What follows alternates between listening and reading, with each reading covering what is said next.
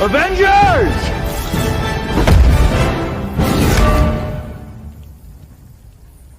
Assemble.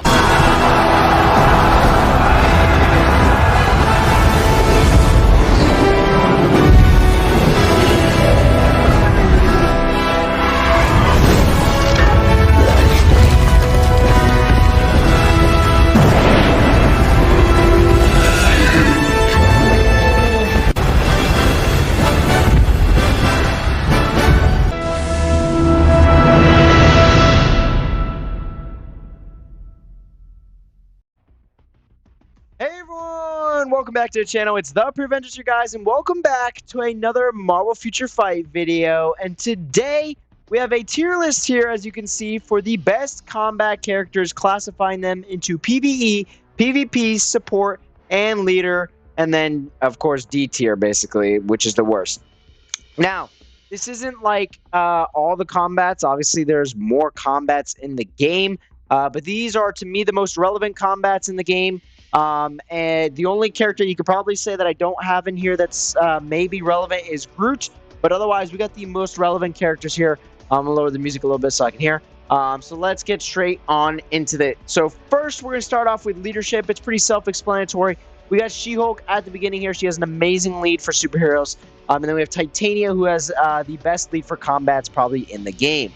Then we got Blade, who has a 60% all attack to weapons masters. The only reason why it's not up there is because it's only specifically targeted to all the weapon masters, so it makes it a little different. Then next up, we got Beast here. He's got 50% increase of physical attack and crit damage increased by 10%. That's to all allies, so still pretty decent. And then lastly, we have Crescent, who has, to all these combat characters here, a 60% increase to all basic attacks. So yeah, those are the best leaderships there. A couple of these other characters have some leaderships, but they're just not as good. Or they have good leaderships, but their passives are really good as well. So it puts them in the support class, obviously. Next up, we're going to switch things up. We're going to bounce around here a little bit. We're going to go to PvP. We're going to start off with, obviously, the #1 PvP character as a combat, Carnage. This is if you have his artifact at 4 stars. If you don't, he would be lower on the PvP list, and I'll show you that exactly once we get this all set up. Next up would definitely have to go to Hulk. He's still a powerhouse. That force skill definitely still takes out a lot of people. It's pretty good. We added some supports in here for PvP into this class because they can take out a couple characters on their own, and they're just so good for PvP support that we had to include them. And that's going to be Agent Venom here and America Chavez. Agent Venom can take out a couple characters. It's actually pretty interesting. He can take out a few Gores and whatnot. Not any Genes, but some Gores and the occasional Hulk, so it does make him pretty good. Same with America Chavez, and both are just great supports for PvP. If you're looking for one, you should definitely be looking at one of these two guys, especially if you're running Carnage, then you definitely want to be looking at Agent Venom 100%. And then at the very end here, we have Wolverine. He's good still. Well, he's that's a little stretching it. He's decent. He can do something in another world battle, in AC.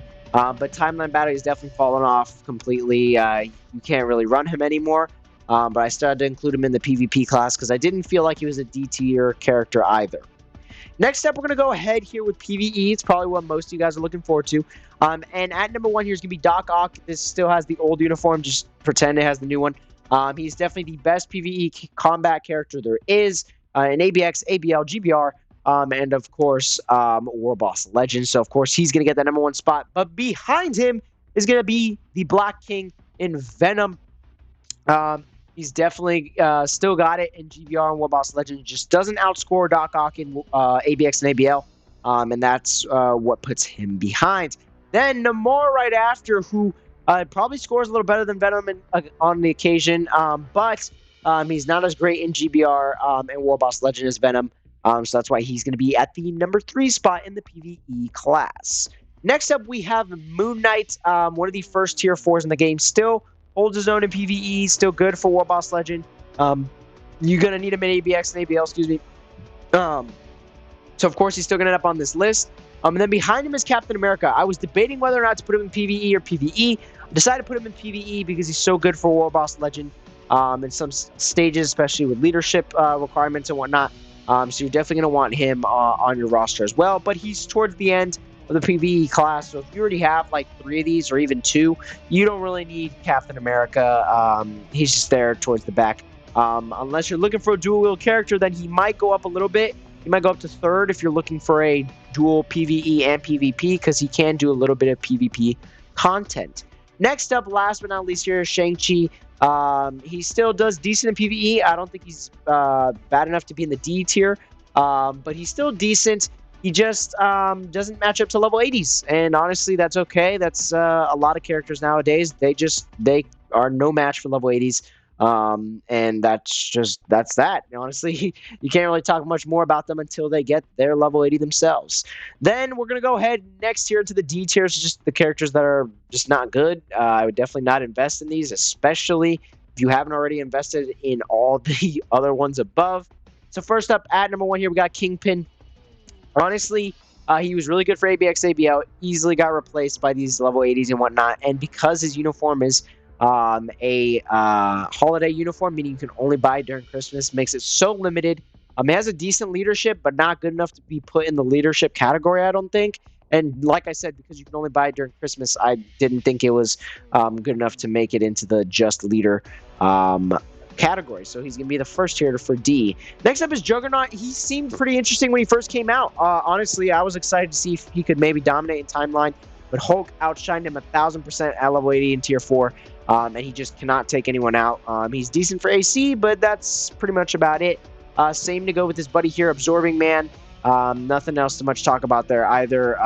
Less PvP value than Juggernaut, because Juggernaut has that insane heal. So unfortunate for both these characters. The uniforms look amazing. To this day, I still really like them, but just not good enough there. Then Scream, I don't know what to tell you. She just doesn't have the damage and whatnot. Can't do any PvP content either. And then Punisher, which I remember when he first came out, a lot of people tried advocating for him. He's not good, trust me. If that narrative's still out there, he's not good for PvP or PvE. A lot of people tried forcing their way, giving him CTPs and whatnot, really high ones, seeing if he could do anything with them. He can't. He's at the very bottom of this list for a reason. Then last category we have here, we have support, of course. At number 1, has to go to Valkyrie. She's insane, one of the best supports in the game.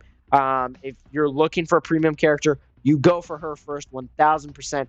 Unless you're going for PvP character, then go Carnage. But second has to go to Valkyrie. She's the best support in the game, or one of the best supports in the game, definitely top 3. So you definitely want to get your hands on her if you don't already have her.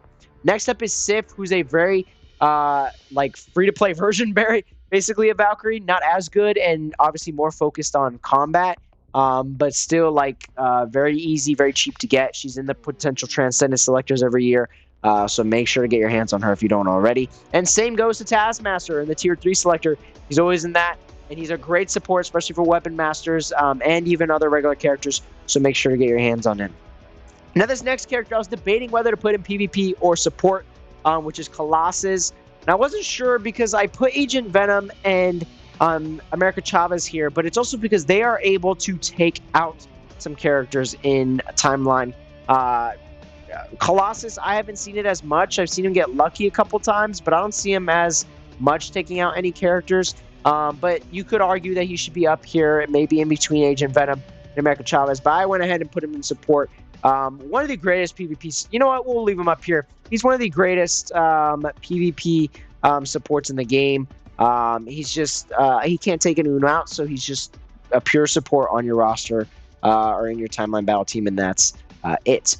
And then our last 2 here, we have M'Baku, undoubtedly the best tier 2 support, but that's why he's towards the bottom of the list, because he can only go to tier 2. If he went to tier 3 or Transcended, he'd be so good. I mean, that passive is insane, but unfortunately they had to put him, they had to do him dirty and only get him to tier 2, so that's why he's towards the bottom. And the final one, and on the support class, and final one on this tier list here, is Black Dwarf. He has a good passive and leadership for the Black Order, but because it's only limited to the Black Order, that's why I put him at the bottom of the list. But let me know what you guys think on the combat class, on the best characters for the combat class.